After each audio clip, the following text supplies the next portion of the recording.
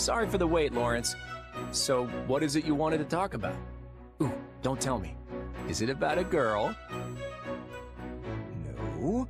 I wish to discuss the consequences of your strategy at the Great Bridge of Myrden. Oh, that. If it's an apology you want, I'll say it as many times as I need to, both to you and your father. My plan left a cloud of treason hanging thick over the Honorable House Gloucester. I'm sorry, Lorenz. Please, I have already accepted your apology. And besides, did my father not agree to your scheme? Luckily, my own person remains unsullied, and I will soon remedy the blemishes on my family name. You have my word. If that's not it, then what do you want to talk about? There is something I wish to confirm with you. A matter regarding the future of the Leicester Alliance. Can we really trust you, Claude? I have no qualms admitting that your work has freed the Alliance from a number of tight situations. And yet, I have never been able to fully place my trust in you.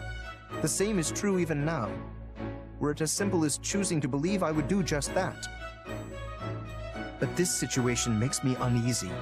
Day after day, I find myself forced to rely on a man with unclear roots and even more unclear intentions. Your tongue's as sharp as ever, Lorenz. But I can't say I don't get where you're coming from. I wouldn't trust me either in your shoes. If I were you, I wouldn't let my loved ones touch a guy like me with a 10-foot poleaxe, let alone count on me to keep them safe. You are quick to disparage yourself. Yeah, maybe I took it a little far there. I mean, I'm not that bad, am I? Still, I'm not all-knowing or all-powerful like the goddess is. There's no way for me to know what the future might hold. Which means there's only one thing I can do. Stack my deck with as many cards as I can so we're ready for anything that comes our way.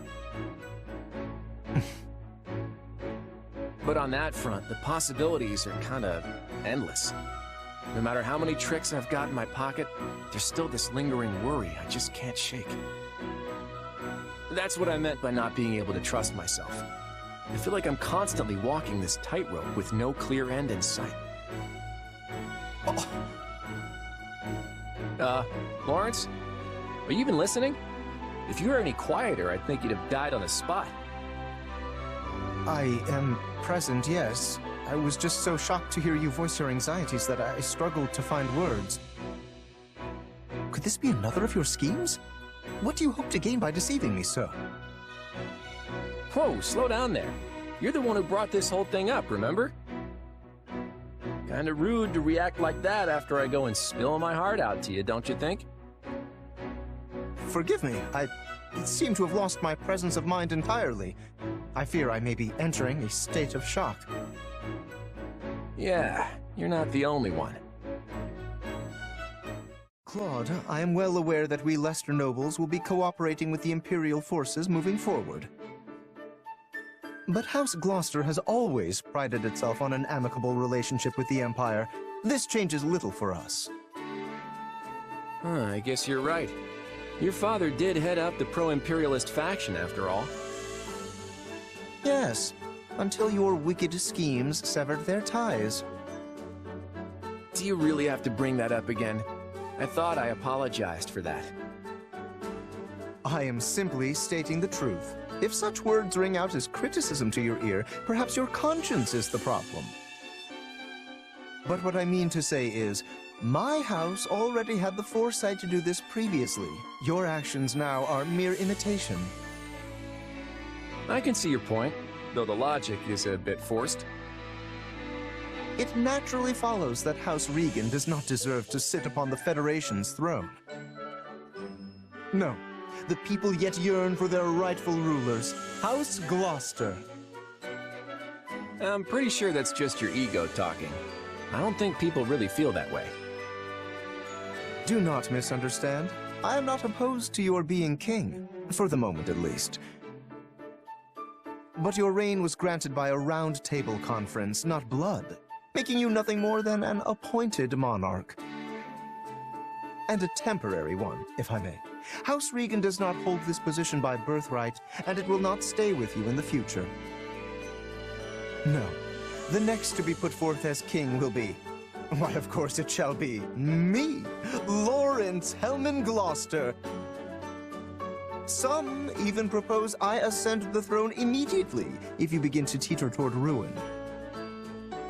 Yeah, you're really letting your ego run wild here. But I have to admit, the idea of a non-hereditary monarchy does sound interesting. Doesn't it, though? My capacity for such thoughts is proof enough that I am suited to be king. But I can't stand to think about going back to making that decision via round table. It'd be no different from how we used to do things in the Alliance. Oh? Then how will we decide? How about letting the people of Leicester choose? Left to their own devices, they'd probably pick whoever they thought would be the best able to protect them. Sounds pretty good, huh? A preposterous suggestion. Is this in earnest?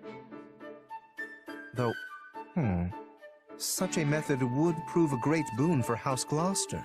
The common folk in our territory have the utmost trust in us, after all. And for once, I think that's fact, not ego talking.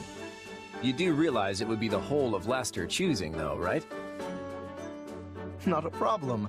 Our just rule is known far and wide through every mountain and ravine of Fodlan, I think. But let us set that matter aside for now. That is not what I came here to tell you. You should know, the role of king within the Federation is as of yet unstable. Proceed with caution, lest it all come crashing down around you. You're right. Unlike the Empire to our south and Kingdom to our west, the Goddess's guidance didn't grace the founding of our Federation. So the role of king is a fragile one, held aloft only by the people supporting them. I'll be careful, just as you say. And thank you, Lorenz. I think I might just get through this with my wits intact if I have you here next to me. Please do not get the wrong idea. I simply do not wish to see my beautiful home succumb to the foul clutches of despair. Of course, of course. And I hope you keep coming to me to voice all your complaints. I'll be counting on you, Lorenz.